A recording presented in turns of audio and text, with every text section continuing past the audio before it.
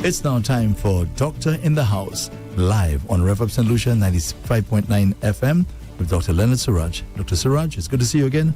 Very good evening to you. Thank you, Andre. Thank you. Welcome, listeners, to Doctor in the House, as usual, every Tuesday, 6 to 7 p.m. Today, Tuesday, being the 23rd of September, I have with me, we're doing a very important topic today. I'll tell you in a while, but if I tell you who I have with me, you might begin to guess. And I have with me Dr. Shanna Henry. She is a casualty officer, accident emergency officer, and a fair amount of experience. About 3 years she's been working at Tapio in the A&E department. And the topic we're going to deal with today is something that would interest almost everybody because it transcends race, sex, age, or anything. It is called sudden death. Right. And sudden death, by definition, is when you just die suddenly, of course. Yes. And but not all accidents are real accidents, in the sense that many things are preventable, and perhaps the stronger part of this conversation and our discussion would have been the prevention element. And so we will open the topic. So generally we'll be talking about sudden death, etc. If during the course of the conversation you want to chip in or you want to make a contribution, you can call us on the fixed line at 572-9710, or you can WhatsApp a message 287-0971. So let's get the ball rolling. So Dr. Suraj, just a quick little question. Yeah. So are you saying that there are certain instances, certain cases where a person who has passed may not necessarily have had to pass, had certain things been done? Of course. And that will be the majority of the cases. Majority? The majority of the cases. How things are prevented. Wow. For example, sudden death. I'm going to get Dr. Henry into it. I'm just setting the stage for you. Yes. So sudden death means death that you did not expect, you didn't anticipate in somebody who otherwise ought not to have died. And all of a sudden something happened, or a series of events happened in quick succession that led to their demise. Okay. Because, in St. Lucia, we tend to say things like, well, it was meant to be. It was meant to be. We couldn't change. I think that's more of a spiritual aspect and a coping mechanism, so that we don't feel the brunt of the emotions. We just say, okay, well, it was their time and so on. And that may not necessarily be the case all the time. Yes. Okay, find out more. Yeah. Yes. So I have to give my little piece first, right? Yeah. I believe at the end of the day, death occurs because some cells in the body, in a particular part of the body, is no longer viable. In other words, it's a matter of oxygen. Is oxygen reaching the cells or the organs where life is preserved? And I will explain a little more. For example, there is a center in the floor of the brain called the brainstem. The center for respiration, the center for cardiovascular heart beating resides there. If this center for any time is lacking oxygen and dies, the person will die. And so what we are looking at is what causes oxygen to be lacking, and all our discussion will be, all this sudden death is about oxygen not reaching the brain, not only the brain, not a big part of your brain, because you can have half of your brain gone and you're still alive. It is the brainstem, where center of respiration and center for cardiovascular activity resides. If there is no oxygen and these things die, well, you have to go. You agree with me, ma'am? I agree. So, for example, we know cardiac. So what are the main... You were talking outside and you're telling me that you have experienced people coming in dead on arrival. Yes. So can you tell me one or two stories like that so we can put things in perspective? All right. So I will otherwise I'll just take the show. He's so accustomed. So I will just open the floor by saying hello to everybody, and I'm happy to be here. Welcome, Dr. Henry. Thank you very much. You're welcome. Okay, so when we were discussing what we wanted to talk about today, we had 3 main topics that we would like to cover, if there's enough time. So the first being cardiac causes, meaning heart causes of sudden death, brain causes of sudden death, and respiratory, so breathing causes of sudden death.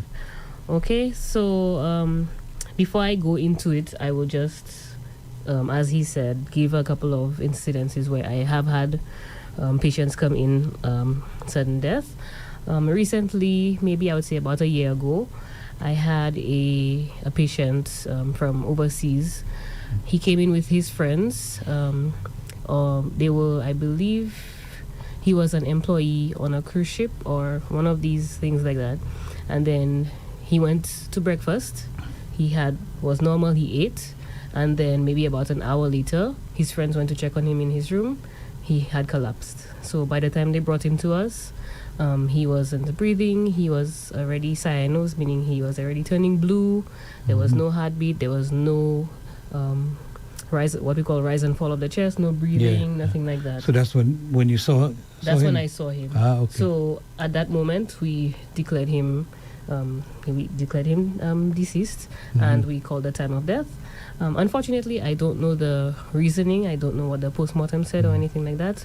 But we have had a few cases like that, and even when I used to work at OKEU prior, that happens quite a bit. Right. Yes. So I guess we can start. Yeah. So strange enough is the naming. For example, the same event happens in the heart, and they call it a heart attack. When it happened in the brain, it's not a brain attack. It's a stroke. Yes. So same event, either the vessel has narrowed down and stopped providing oxygen, or that the vessel may be under so much pressure it bursts and cause a bleeding inside, whether it's the brain. But usually it's the brain, because usually for the heart it is obstruction or narrowing of the artery, because the heart is a pump, but the pump also has a blood supply that supplies the pump for it to pump. So now that is where prevention comes in, because for years you may have high cholesterol, you may be narrowing down your artery. It's almost like plumbing. The tube getting narrower and narrower, but nothing happened because you never open it hard enough to see if water is not flowing. So enough is flowing for you to use domestically, you have no problem. Until one time when enough is enough, or you have had too much exertion, the cellular demand does not match the amount of blood that's receiving, and the cells die. So that is the pathological side of it, how it happens. But the patient will not come and tell you, I think my artery is narrow. Yes. Definitely not. Yeah, so they'll come with symptoms. So speaking of the cardiac causes, like Dr. Suraj was saying, the number one, I would say, cause would be heart attacks, which we all know. But we're not sure what that means. Sometimes, like you say, some people say I had a small heart attack. No, you had a heart attack. A lot of us try to minimize what we have. In St. Lucia, I realize. So to accept what is and to manage, we have to accept, okay, I did have a heart attack, I did have a stroke. What can I do going forward? So a heart attack is when Dr. Suraj says one of the arteries on the surface of your heart gets blocked, either by a blood clot or by plaque that narrows the artery over time. And let's say, like he was saying, you suddenly start to exercise after years of not exercising. Your body is not used to that much blood flow and oxygen, and then it strains the artery, and then it collapses. And then you start having chest pain and difficulty breathing. You start sweating all of a sudden. Your heart and your back is hurting you. You feel nauseous. You want to faint. So those are symptoms of a heart attack that we should all know. I think by now there's been a lot of education around that. So a lot of people are aware and actually come to ER saying, I think I am having a heart attack, because they know the symptoms, which is good. But there are a few things that sound like heart attack and it's not. So you have had any experience in those, especially things like heartburn? Yes. So heartburn can mimic heart attacks, but there's no way to know the difference until you come and get evaluated. It's better to be safe than sorry. Yes. You can't just assume it is indigestion. That's right. So another cause is called arrhythmias, or an irregular heart rhythm. That can happen spontaneously, meaning out of nowhere. You've always been healthy, nothing has been happening, and all of a sudden you start feeling, like people say my heart's skipping a beat. Yeah. Or I just woke up from my sleep and I feel like my heart is racing, and they come to hospital. When we put them on a monitor, the rhythm is doing all kinds of things. Yeah. So I don't know if you've seen from movies and stuff. When the monitor is beep, beep, beep, it has a nice steady rhythm. But in people with arrhythmias, or like the electricity of the heart is misfiring, it tends to make the heart not beat as strong, and the rhythm is it's doing whatever it wants. And that in turn makes the heart not squeeze hard enough, and the blood is not flowing through the body enough. So if somebody has like a bad case of maybe, let's say, atrial fibrillation or SVT or things like that, supraventricular, right? Then the heart, then they will start feeling faint because they're not getting enough blood, they're not getting enough oxygen to the brain. And left untreated, let's say they're at home or they're asleep and they woke up suddenly, if not brought to an emergency facility, that can also cause sudden death. So what she has mentioned to you, a cause because of a plumbing issue where the blood is not being supplied to the heart. And another one is an electrical event, because the pumping of the heart is an electrical event. The muscle of the heart respond to an electrical stimulation. So, and the way the heart is designed, there is the SA node and the AV node. These two nodes basically are centers of electrical activity.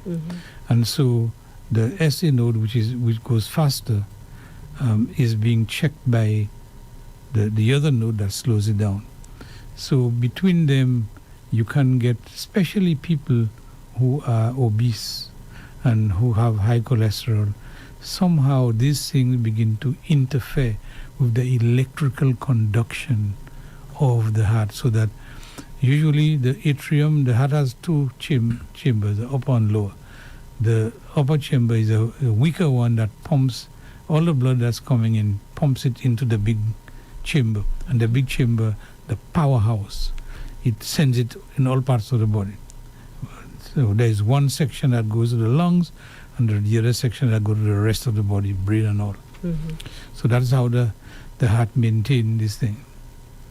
And so you can have either the electrical system not working properly, and the heart tend to beat irregular.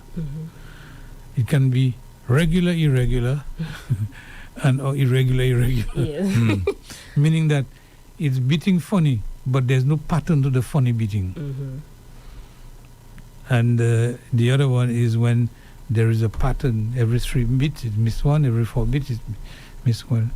And so many people have heartbeats that are not really, it's not regular, but it's not so bad.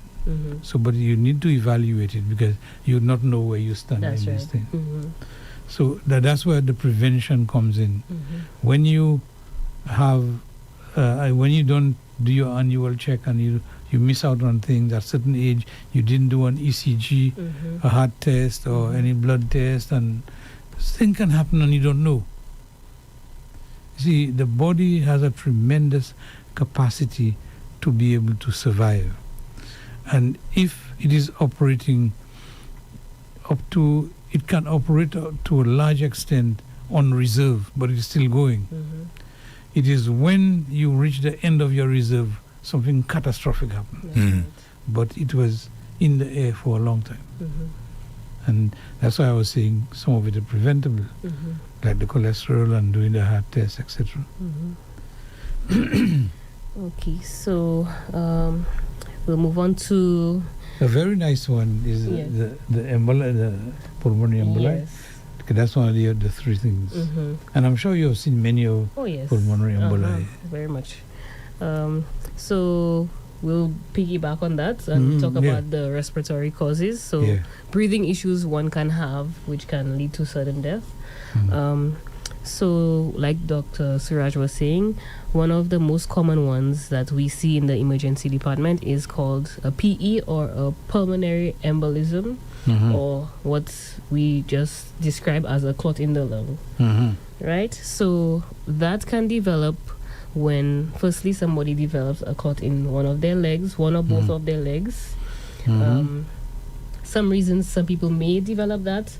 Women, especially above 30 years old, on oral contraceptives, or people who have been on a long haul flight where you're not really mobile, your feet are just there, the blood is kind of pooling in your legs. People who have had surgery recently and are on bed rest for a long time, or people who are hospitalized for a long time also are at risk of getting clots in their legs. So, Dr. Henry, can you describe for us, please, exactly what is the clot? What does that look like? So the clot, it's basically a collection of blood that thickens in your veins. So let's say, like I was mentioning, let's say, okay, you flying from here to Japan, right? You have several long flights ahead. We typically advise people to wear compression stockings if they can walk up and down, stand on your tiptoes to try and bring the blood back up. If, again, it's not in all cases, but it can happen. If it is that you sit for the entire 12, 15 hours and you don't do anything, that's a risk of the blood just pooling in your calves, and it just stays there and starts forming a clot. Does this happen with everybody? Oh no, it's rare, but it can happen. Yes, so that's why, again, he was saying prevention. So we advise compression socks, walking up and down in the plane every hour or so, standing on your tiptoes, that squeezes your calves and makes the blood go up, right? So yes. So let me go in a little more detail because that's where you'll understand it. The calf muscle, your guajam,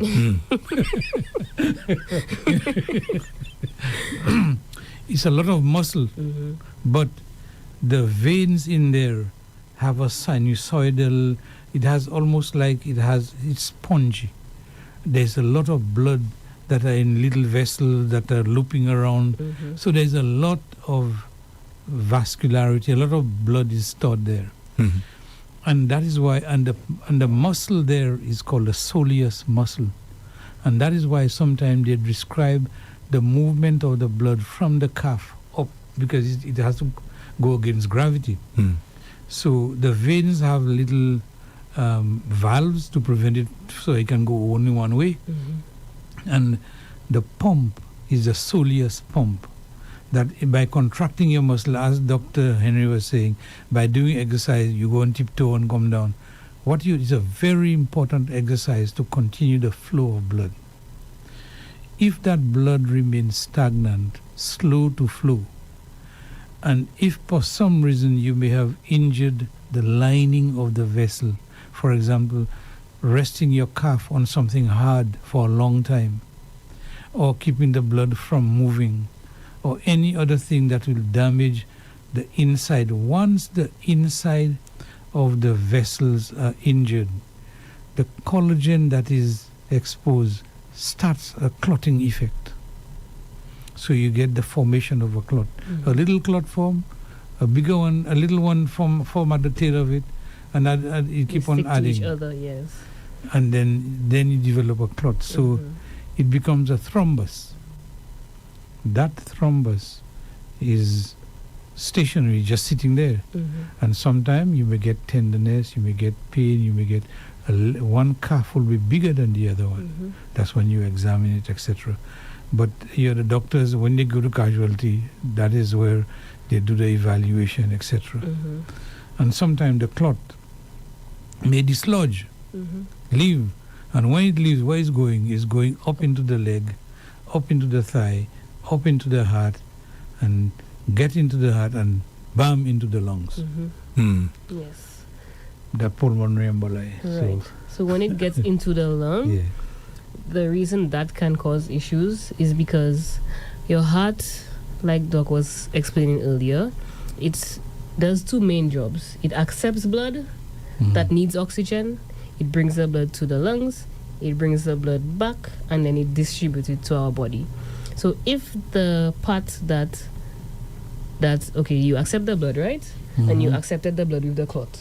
Yeah. Now the blood with the clot is going to the lungs to try and get oxygenated, but it blocks. That's right. So nothing else can pass it. No blood can pass. Right. So you just like you have a canal and put a stone on it. That's right. So blood is now starting to back up. And then you have no blood going to the lungs. You have no blood coming back. You have no blood to circulate to the rest of the body. What do you start to feel when that happens? You start feeling lightheaded. Sometimes your heart starts beating fast because it's trying to compensate. It's saying, hey, I'm not getting blood. Let me go fast to see, what I can do. So that's what we call tachycardia. Your heartbeat is fast. Yeah. You start feeling faint. Different people have different symptoms, of course, but those are the most common symptoms. And of course, people should pay attention to these things. So that's why when people come to hospital and we ask all manner of questions, they're wondering why we're asking all of that. So if you come with a breathing issue and I'm asking you, were you on a flight recently? Did you have pain in your calves? Do you take oral contraceptives? How old are you? Those are the different risk factors we look for. So we don't ask questions out of nowhere just to know all your business. We need to know what your risk factors were, and maybe that's what you have. So that again can be another cause of certain. Because if you don't think of pulmonary emboli, you may miss it. Yes. Especially if it is small. Yes. The massive pulmonary emboli, they are called saddle emboli because it goes in both arteries together, and therefore it just shuts off the oxygen supply. And so these will call sudden death. Bam. Yes. Some may not be so bad, and therefore you end up in hospital. You end up with being examined, going to casualty, and many of them survive. These casualty doctors and those on the ward, the medical doctors, they have gotten it. They have saved many lives like that. There are medication you can take to melt the clot down. There are medication you can take to see how the blood test to see how much of the products, how much breaking of cells there are. So there's so many tests they can do when you come in to apart from X-ray, scan, and that kind of thing, for them to know exactly what happened to you. So it is not. There's a lot of science behind it. Let me ask Dr. Henry a question. Yes. Those questions you spoke about a while ago, were you on a flight recently, and what you asked a while ago? Okay. Is that necessary? Is that part of the protocol, whether you're alive or dead? In other words, say you go to a family member and you were to ask them that question, right? You say, well, what did this person do today? Is that necessary to be done if the person is already dead? Oh, yes. So medical history is like the top. Your history is everything. Your history is everything. So it kind of narrows down the differential diagnosis, meaning what we think happened. If, let's say, somebody who does not have any family, we don't know anything, they've never been seen by a doctor, and they show up, there's an infinite amount of things that could have happened to them. Okay, so medical history is paramount. That's why we always ask a lot of questions. So let's say, for example, somebody comes in, their family is there, they passed away. Right? So I'm asking the history. What is their medical history? Let's say they had heart failure, they had an irregular heartbeat, they had they were on medications, but they were not taking the medications as they should, as opposed to the same scenario. Somebody comes in, they passed away. However, they were healthy, 20 years old, no family history of anything. They were on a flight recently for like 24 hours. A young female on oral contraceptives. So the first one, I'm like, okay, he probably had heart failure. He maybe wasn't taking his meds, so he went into cardiac arrest or something like that, as opposed to my other patients who came in with different history. I'm like, maybe they had a clot in the lung. It could be something else. So it helps us narrow down based on what the person has answered. But why would that be important if the person has already passed? Why is that important? I'll tell you why I asked that. I'll tell you why I asked that. When my brother Tony was taken to the hospital, I went to check on him, right? See what's going on. So I was sitting in the waiting room, and the doctor came outside and was asking me the questions that you just said there.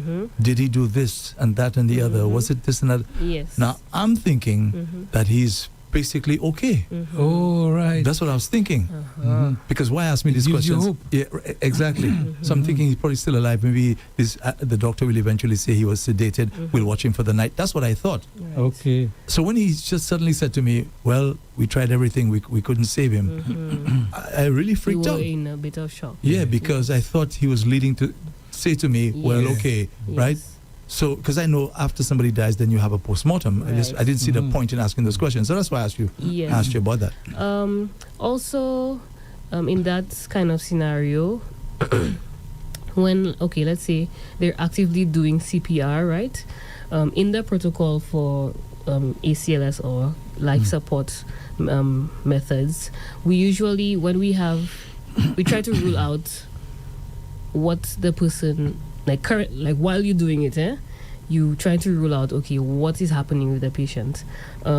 If you rule out certain things like trauma, the person wasn't involved in an accident, there's a lot of things you have to rule out.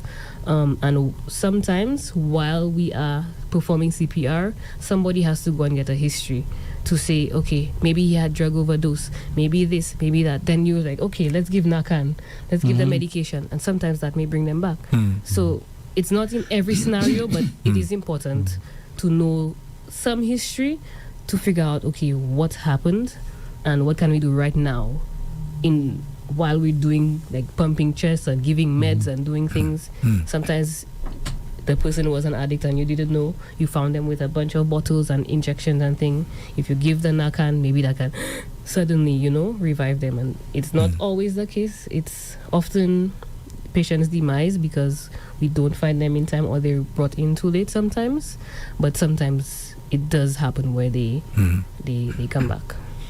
Let me give you an example of the importance of the history. It's not to do with somebody who passed away. Somebody I saw today. Sorry. Hearing loss, came to me for hearing loss and ringing in the ears for several months. Been to all over the place, not answering, not finding any answer. So I examined and found that her hearing was down in truth. So I decided, we may have to do a hearing test. The hearing test showed there's reduction by 50%. I said, for that person's age, they ought not to have had such hearing loss.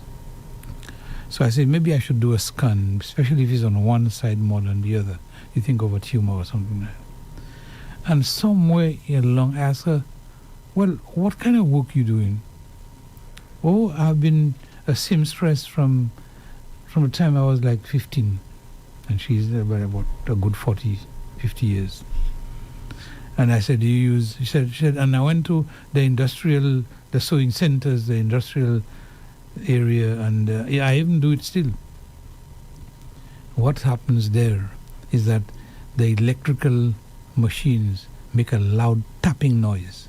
And over many years, unprotected, that can give you hearing loss. And that can give you dizziness.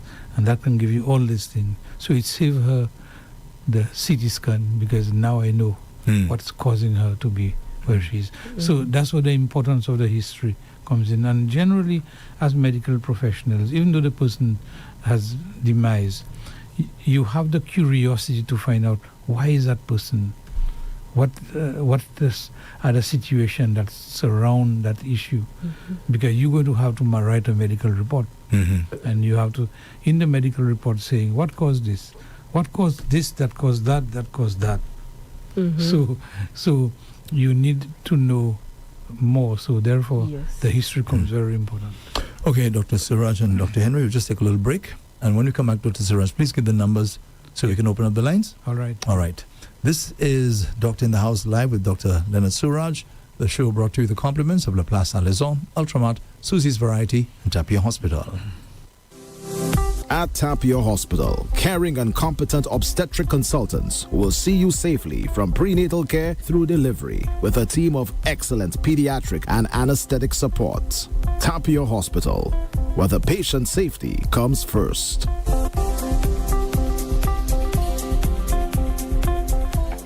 You are the guru of groceries. You have a heightened awareness for lower prices. You journey to find freshness and variety and quality brands, and you have an acquired taste for specialty items. You want to set a good example for your followers.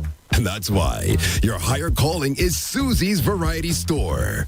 2 stores that beat the giants on pricing, variety, and quality. Susie's Variety, small store, big love. Located in Cantonment, Vieux Fort, and Bois d'Orange, Gros-Îlet. Telephone 458-4161. Looking for a one-stop shop for all your grocery and household needs? Look no further than Ultramat. We stock a variety of options from the world's leading brands, all at affordable prices. Whether you're looking for fresh produce, pantry staples, or household essentials, we've got you covered. And that's not all. Don't miss out on our ultra specials and promotions for a chance to win hundreds of dollars in vouchers, hampers, and special prizes. Visit any one of our 4 convenient locations today or check us out on our Facebook and Instagram page. Ultramat, your one-stop shop for all your grocery and household needs. Shop smart. Shop Ultramat. It's delicious. La Place Saint-Lazare is the true home of quality meat and deli products, selected and priced to suit every palate and pocket. We sell all cuts of meat, poultry and fish, from tasty lamb necks and succulent pork chops to lean dolphin and juicy top round steaks. Our deli items include turkey, ham, bacon, pork sausages, meat patties, chicken nuggets, deli ham and eggs, so that breakfast or that party is a breeze. And for your added convenience, we sell restaurant essentials and grocery items. So where's your next meal coming from? La Place Saint-Lazare, of course. La Place Saint-Lazare, Castries, Gros-Îlet, Vieux Fort, and Soufrière. It's delicious.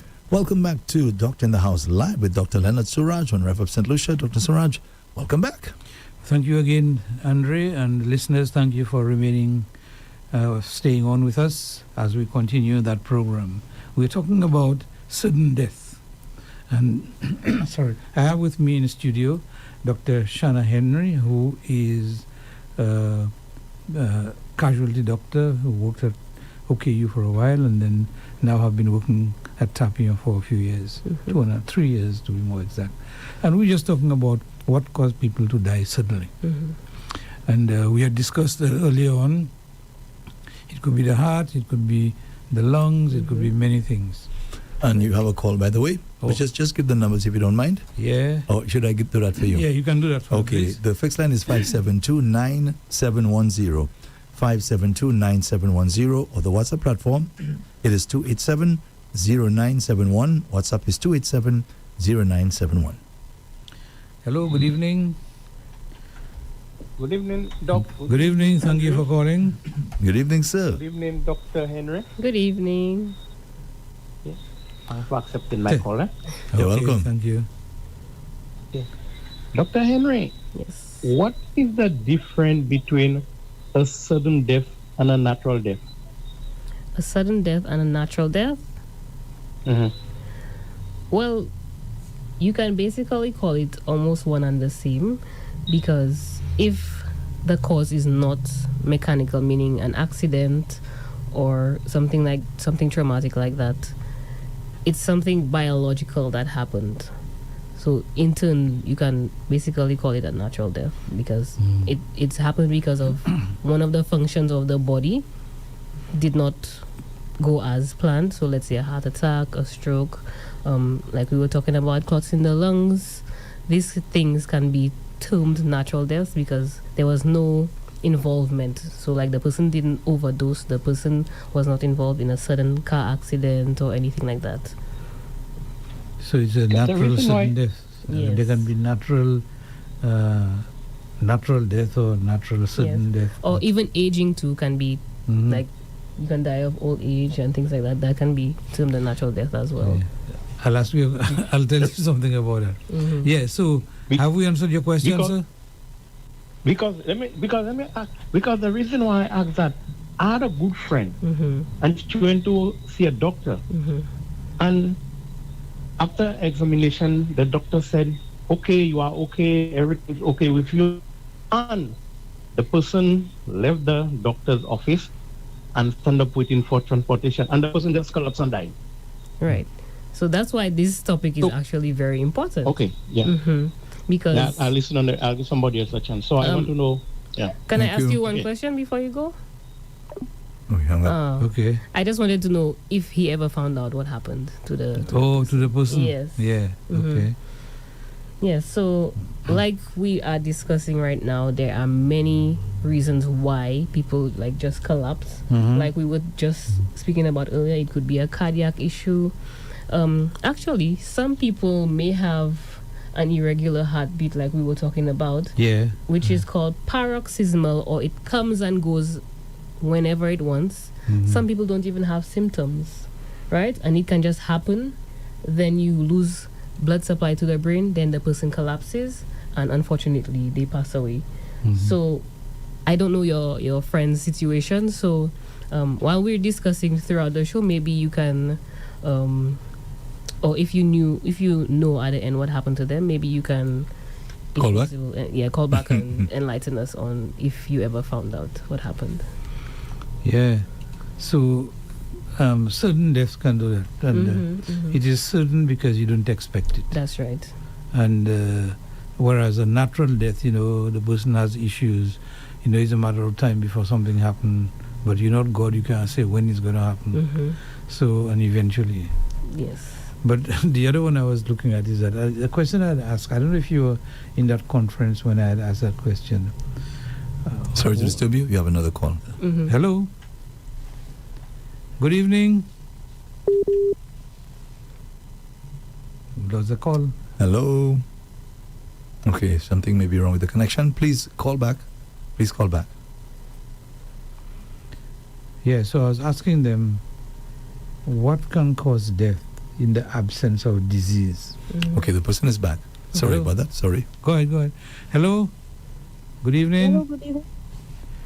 Hi. Hello, good evening to the Andrew and the doctors in the house. Good evening. Good evening. Welcome. Great program as usual. Thank you. Okay. Thank you. I like to ask two questions, please. Go ahead. What happens when you wake up suddenly and then you start walking and sometimes your heart starts beating quickly? And what causes cramping? Thank you very much. Thank you. Okay. So what happens when you wake up suddenly and your heart starts beating fast?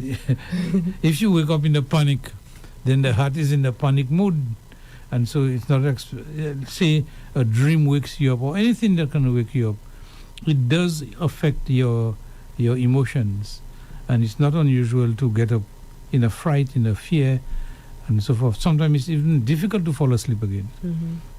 So, anything that can cause your emotions to get stimulated, then it can cause the heart to beat faster, and then you may feel that sense of panic. That's quite natural, especially if you had a bad dream or a frightening dream or anything like that. Or sometimes you may be going through a stressful life situation, and even the stress wake you up. That can happen. You have another call. Hello. We'll get to the cramping in a while. Hello. Good evening. Thanks for accepting my call. Oh, okay. Welcome. Good. About my friend. Oh yes. went to see the doctor. She went to see the doctor and she said everything. She came out and everything was all right. She said the doctor gave her a clean bill of state or what? Bill of health. Bill of health. All right.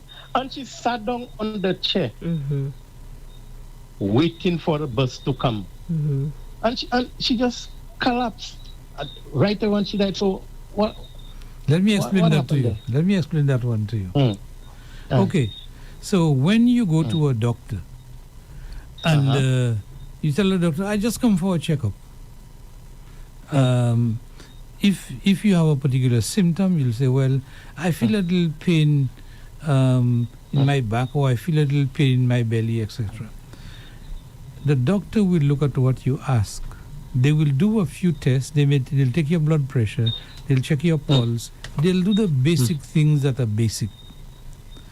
And then if you have a particular symptom, they may pursue that symptom and work around it and see if you have anything related to that. So if you say you have abdominal pain, they will examine your belly, they'll look here, and if they didn't see anything, then they'll just leave it at that and tell you nothing serious is happening to you, nothing is wrong. It does not mean that you have no problem.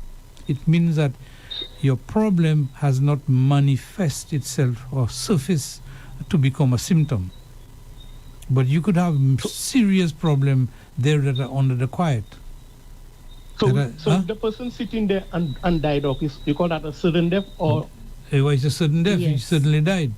So that's a sudden. Yes. Sudden death and a death you didn't expect. And you had actually asked before, if you are very ill, if you are on the deathbed, you can go anytime. Well, the time, if you go in this minute, is sudden. But we knew it was going to happen. Because Doc, in closing, I'm saying, that's my personal point of view. For me, when somebody is born, to me, this person is not gaining life, This person is using up life. No. You don't think so? When they are born? Yeah. Even by the moment of conception, you are to me, you are using up life. You are not gaining. You don't think so? You mean to say that eventually it will end? That's what you're trying to say? Yes. Well, I mean, you are using up life. If you have 200 hours from conception to death, right? Some might have 200 hours. Some might have 1,000, 10,000 hours. You are using up that, and when this time comes, you have to go. So you say that as soon as you're born, there's a bill on your head already, tell you how many hours you live. Yeah. It's a question of how well you use your hours. Well, you must tell the guys who are behaving bad that. It can be. And tell them that they must make peace with themselves and make peace with God. Because enjoy. Okay. Thank you very much for your contribution. Good. Yeah. So I was asking that person, how do you define death in the absence of disease? Because a disease, whether it is one place or the other, will eventually cause problem. How you just die without any disease? Well, the answer I was looking for, in fact, it was the folks from Stony Brook when they asked that question, and she said she'd never heard a question like this before. But I told them, well, it's a multi-systemic failure. As the body age, the system don't work as well, and they may get sluggish, and a time come when at cellular level they begin not to function, and one depend on the other and depend on the other, just like dominoes. So when one fails, put stress on the other system, put stress on the other system, eventually you get a multi-systemic failure and you're gone. So I think that's what he means by natural death. Yeah. So we're talking about the clot, etc., in the lungs. So we spoke about... Sorry to disturb you. You have another call? No problem. Hello, good evening. Yes, good evening. Good evening. Good Thank night, you for Dr. calling. Suraj. Good night. Yeah, how we may help you? Come on. Good night. Yeah, good night. I want to ask a question. A heart murmur and irregular heartbeat, are these of the same, or one of or there's a difference in the description and of it? Okay. A murmur and a slow heart rate. Okay, so there is a difference. So the murmur, if you know the structure of the heart, there are some valves, right, separating the 4 chambers of the heart.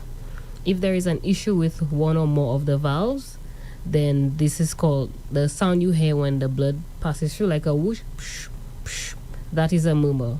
But what was the other question? The irregular heartbeat. Mm-hmm. That is when, like Doc was explaining earlier, the electrical activity of the heart. So the heart depends on its own electrical system to make it regular, make it beat. If there's a problem with the one of the electrical points that produce the signal, that is when your heartbeat is either too fast, too slow, the pattern is all over the place. So it's a difference. The murmur is the valve having a problem, and the irregular heartbeat is the electricity having a problem. Right. But there are two sounds that the heart makes, a lub and a dub. Mm-hmm. That is when one sound is when the ventricles contract, mm-hmm. and the other one is when it relaxes and the blood kick back. Mm-hmm. These are the normal sounds. Any other sound is not normal. Yes. And they call murmurs. Yes. The call is still there, by the way. Oh. Okay. So do you understand the difference? Hello? Caller? Hello? Mm-hmm. Yeah. So that is how the murmur comes about. It's an abnormal sound because of the beating of the heart. Okay, my simple follow-up. Mm-hmm. Can any of those persons that's been affected can participate in physical activity, say like marathon and speed racing and things like that? Would that affect it, or would any of those actually help build that heart muscle? Okay. If you want to go ahead. So with the murmurs, some people actually spend their whole lives not even knowing they have a murmur. And when they go to the doctor for the first time, the doctor listens to their chest and they hear maybe the whooshing sound, and they're asking you, do you know you have a murmur? And they said no, and they had it for their whole life. They never knew. So in that instance, it would be okay for you to continue the activities you were already doing. Of course, with close follow-up with your doctor, now that you found out you have a murmur. But in terms of the irregular heartbeat, I would recommend that anybody who does know that they have an irregular heartbeat to keep in close follow-up with their physician. A lot of people who have irregular heartbeats are on medication, so those are things you can do. And I cannot recommend everybody with an irregular heartbeat to just go and exercise and that will fix their issues. That would be very negligent of me. So I would recommend that if you, again, like you feel your heart beating strange and things like that, I would avoid exercise and go see a doctor, maybe do an ECG, or when they put the stickers on your chest, maybe do an echo or an ultrasound of the heart to see how your heart is functioning before you go and train for a marathon and you start sprinting and you start doing all kinds of things. Please see a doctor. Thank you very much. and I think that... sorry, when you're done. No, I was just saying that not all murmurs are the same. Mm-hmm. There are some murmurs that are not significant, and there are those that are significant. Before you embark on that, make sure you're properly evaluated so they can know what's causing the murmur and guide you accordingly. Mm-hmm. So, Dr. Suraj, at the beginning of the program, you sounded very emphatic that there are some instances where people need not have necessarily passed. Okay? So how do we know when that's the scenario that you feel very strongly about, or when people say, because this is widely believed in our country, that that's the person's time? There's nothing that could have been done. You don't die before your time. That's what you're saying. Well, it's essentially that argument. You don't die before your time. Well, generally, you can make that time anytime you want. But I think it is bordering, that philosophy is bordering on predestination, where your fate, and that was mentioned earlier in the program, your fate is determined, so you just marching through. Right. The only thing I don't like about that philosophy is that it prevents you from working hard. The first time you fail, you say, it was meant for me to fail, so I'm not bothering anymore. It was not the wish for me to have gotten through, so I wouldn't. But all the success in the world has been made by people who defy these things and try to get better and try to make things different. So I think that you can prolong or you can shorten this life that you have. And sometimes miraculous things happen and you die before you're supposed to. And other times you look like people think you have reached your end, but then you still go on because of the decisions you had made in your life earlier on, eating properly, exercising normally, and do all the things that can prolong longevity. I don't know if I've answered your question. Yes, you certainly have. I hope that helped, because this is a widespread belief that once you see things don't go a particular way, we're just quick to say, well, it was meant to be. Well, yeah, psychologically that is bad because it prevents you from trying. And actually it's lazy, because rather than planning the course of your life and taking some hard decision about your future, you just let it go, almost like a piece of wood in a river. It is floating down, the current take it wherever it wants, as opposed to somebody with a rudder and say, that's where I'm going. So, because to say that's where I'm going takes more effort, more energy, more sacrifice. And everybody go the easy way, let the forces of nature deal with it. I have another controversial question. that one is controversial. Okay, let's go. And if you may choose not to answer it, no problem. Okay. Dr. Zuraj and Dr. Henry, how do we know that from the point where, say for example, an ambulance arrives, okay, somebody is in an emergency situation. How do we know that from the time the ambulance arrives, or whatever means, sometimes you hear people transported to hospital by private means, right? You hear that.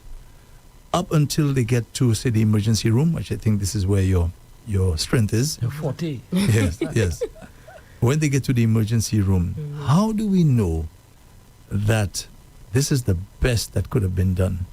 As we go back to the point I just asked you, the question I just asked you, is that the person's fate? How do we know? How can we, with any sense of certainty, that the person received the best, that the doctors tried their best, they did everything that they could have done? How do we know? Because, there's some people, for example, who will choose at that point in time there to go to a private hospital vis-a-vis a public hospital. That's right. Because they feel, if I go to the private hospital, I may get better treatment. So if that's not too much of a difficult question, can you address that? Well, it depends on, it's case dependent. So this is it's a difficult question to answer, because everybody who comes in, let's say I have 12 patients for the day, all 12 come with very different things. So the question you're asking depends on the patient. It's very difficult to just make a blanket statement that might be medically incorrect in some cases, because then somebody will take what I just said and say, well, when I this and that, but then they did not have the same case as somebody else. So you may have to ask that question in a very specific way for us to give like a more curated answer, as opposed to just making a blanket statement. It might be a bit dangerous to answer that. That's why I said it's controversial. Yes. Let me give you my spin on it. Yes. Let's hear what he has. Yes, the wisdom of the age. For me, I tend to err on the side of caution when answering these kinds of questions. So I believe that the quality, no doctor will give poor quality just for the sake of poor quality. Agreed. The doctor may not have the requisite skill or experience to deal with what is in front of him, because not all of us have the same set of skills. The doctor may be skilled but don't have the support structure, the nurses, the this and the that to go with it. They may have the nurses, but they may not have the technology, the CT scan, the medication to go with it. So all these are part of what gives you quality care. In some hospitals, they probably look for more experienced casualty doctors to ensure that they're not fidgeting and they're knowledgeable. And there are some hospitals that give a stronger support to the casualty doctors. So all the specialists are within a telephone away. Any problem you have, you're right there, they're right there with you. And if they have to come out, they will come out and assist you. So that will define what best practice is.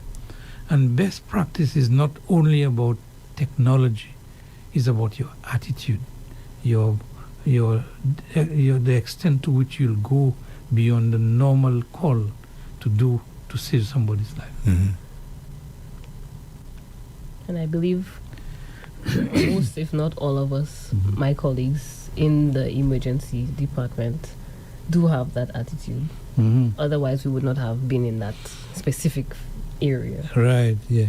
So quality of care is multifaceted, and a lot depends on what the circumstances are where you are. But generally, I think that, as I always say, if you didn't know how to do something, you can do it badly and don't feel away. But if you are trained to do it properly and have to do it badly, it hurts you because of lack of resources to make it happen. Very true. What's the problem? Suraj? Why you laugh? No, I was just going to come with a follow-up question, but Go ahead. I can. Okay, all right, okay. Since we are so close to. So again, somebody has to make a decision. And as I said earlier, it does happen where people decide to go to a private institution than a public hospital, right? What would you recommend? I recommend that if your resources can take you to a private hospital, you can do it. But there are areas where the service are equal. And sometimes the service are equal, but the personalized care is what people put a lot of emphasis on. For example, they can give you the medication and just put it there for you and you drink your medication. You'll get better. But on the other hand, they'll cajole you and be nice to you and so forth. So I think in the private sector, the staff has been drilled for that quality of service. And they've been trained, they've been drilled because that is what sells the product. And so I don't think the medicine is different. You may have more experienced doctors in one more than the other, but I want to dispel the notion that because if the same doctor work in the private and the public, the difference in service is not the doctor, it is the workload they have. Because as I said before, when you're in a private office, you may see just 5, 6, 7, 8 patients. But when you're in the public sector, 30, 40, and in that limited time. So even if you would like to give high quality service, you just do not have the time constraint, and you may not have all the equipment. And because in the private sector, if you don't have it, you buy it. The chain of command is short. You make a decision, something happens now. But in the public sector, everything goes through a process, and that takes longer. So I don't think it's a doctor that deliberately shortchange you just because you're in the government sector. Does that satisfy your question? Yes, it certainly does, Dr. Suraj. I didn't expect you to even answer that question, to be honest with you, because I know I just feel brave today. Yeah. Wow. Okay. Well, thank you. I can add my 2 cents to what he said, because I have worked both, and the knowledge and the skill of the physicians are basically the same both places. But like you said, availability of resources, manpower, and different aspects do come into play.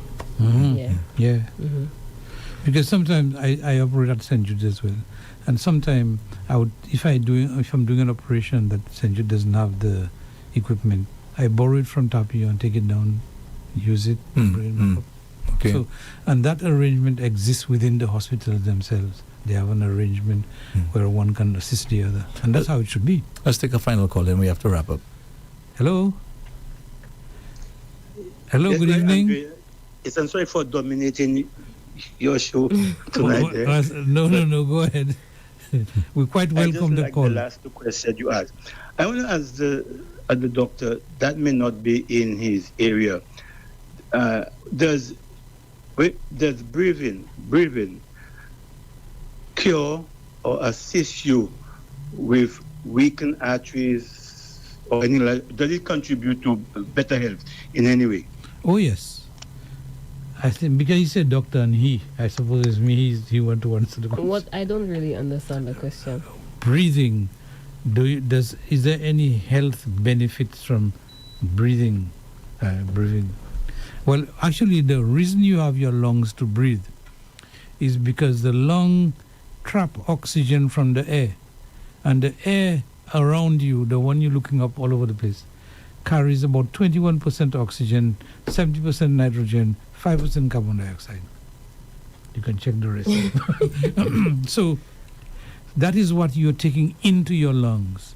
But that lungs is so fast that the time the air spent in there is enough time for the oxygen in the lung to travel across the lungs, into the blood, in the lungs, and go to the rest of your body.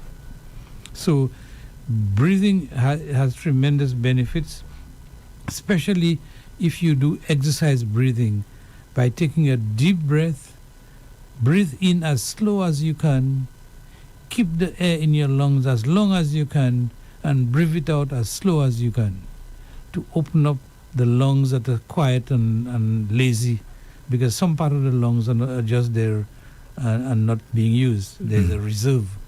And actually, adding on to what you said, so that's like the wellness part of it. Right. So in terms of emergency part of it, when we have an emergency situation, one of the first things we check is the patient's airway. Can they breathe? Because without that, if you check on the leg that's bleeding but they cannot breathe, you're not saving the patient. So airway is very, very important. I just wanted to add that. That's right. Yes. Airway, bleeding, and circulation. Let me be generous. I'll take one more call. Okay, sir. One more. Hello. Hello. Good night, Doc. Yeah. Hi, good night. Good night. Thanks for accepting my call. Doc, like you said, the stroke is the brain and the heart attack is the heart. That's right. Okay. If someone has suffered a stroke, can this person suffer a heart attack afterwards? Oh, yes. Of course. Okay. Maybe the same condition can cause both. Yes. Narrowing of the arteries. Okay. Meaning, are you saying that you can have a stroke and a heart attack at the same time? It's rare, but there's nothing that stops it from happening. No. Yeah. Almost a double jeopardy there. Wow. Yeah. Yes. Wow. Because if you have, can happen. Go ahead. The cause of a stroke, you can have two causes of stroke, right? So you can have a bleeding in the brain. So one of the vessels in the brain bursts and there's a bleed in the brain, right?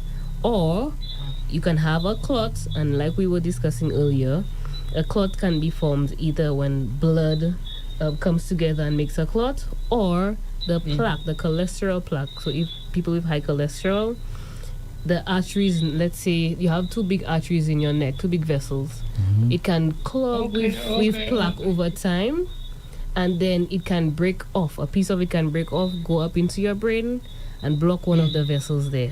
This is what causes a stroke. The reason why I asked that, I heard there was someone who suffered a stroke, and then on his way to hospital, he suffered from a heart attack. So wow. Yes, so the same high cholesterol. Okay, I'll listen on the radio. Okay, no problem. Good night.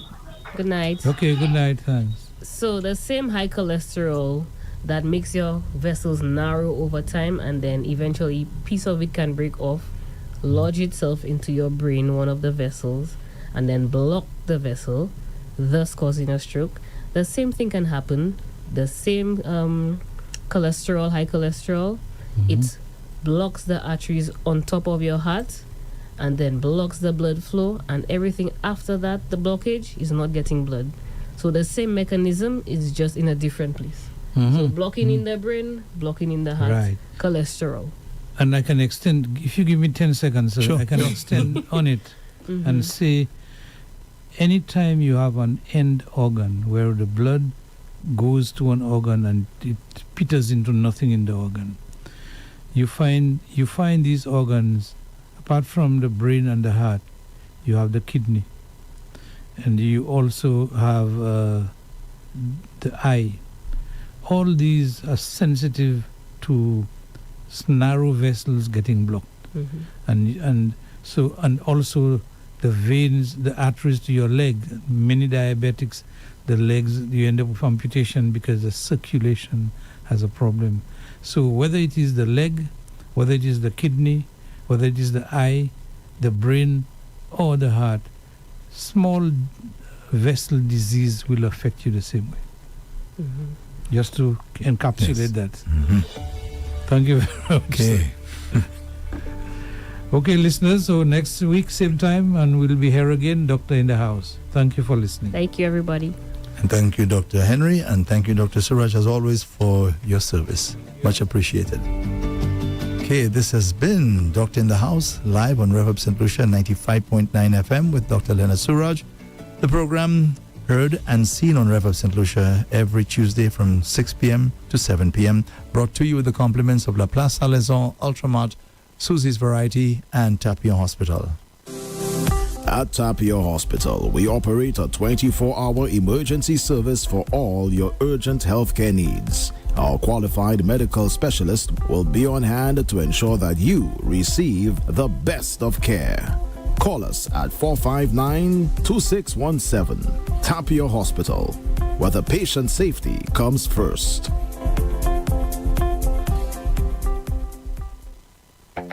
You are the guru of groceries.